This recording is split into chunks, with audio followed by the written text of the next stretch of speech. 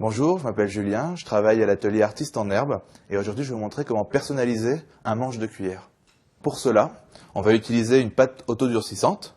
Donc vous allez voir, moi j'ai pris de la céramique, mais il faut faire une cuisson. Vous pouvez prendre d'autres marques en fait qui vont durcir et après vous aurez qu'à peindre ou mettre une couleur selon vos envies. Une cuillère à sacrifier qu'on va couper pour mettre dans le manche. De la colle pour que ça stabilise ça. Alors cette colle c'est une résine, donc ça tiendra au lave-vaisselle. Et une pince, Monseigneur, ou sinon une meuleuse, ça dépend de ce qu'on peut vous prêter, pour découper la cuillère. Première étape, découper la cuillère. Donc en fait, je vais prendre la pince, je vais mettre ma cuillère dedans, et je vais découper. Une fois que vous avez votre cuillère découpée, on va maintenant s'attaquer à la pâte autodurcissante. Alors avec la pâte autodurcissante que je vais vous montrer, j'ai fait une forme basique qui est un rectangle. Vous pouvez bien sûr la modeler comme vous voulez. Vous verrez dans l'exemple final, moi je l'ai fait en forme de doigt, histoire de faire quelque chose de marrant. Et je vais vous montrer comment surtout on met la cuillère à l'intérieur. Je rentre juste la pointe que j'ai fait de la cuillère dans la pâte, vous voyez, comme ça, à la longueur que je veux.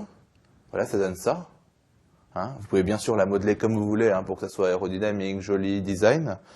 Et là, ce trou qui est ici, je l'agrandis un petit peu. Je fais un peu bouger ma cuillère dedans, voilà, dans les deux sens, d'avant en arrière et sur les côtés, pour agrandir un peu le trou, ce qui nous permettra de mettre la colle.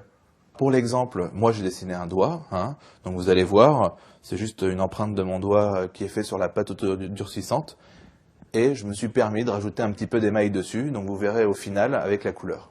Donc voici mon doigt une fois émaillé, toujours le même que tout à l'heure, et je vais vous montrer comment on colle donc l'autre côté de la cuillère dedans.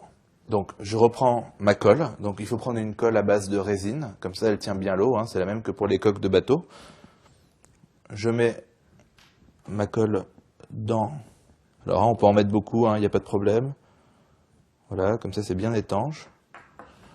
Je rebouche et je mets ma cuillère dedans. Vous bougez bien la cuillère pour que la colle prenne bien. Et vous laissez prendre 20 minutes comme ça.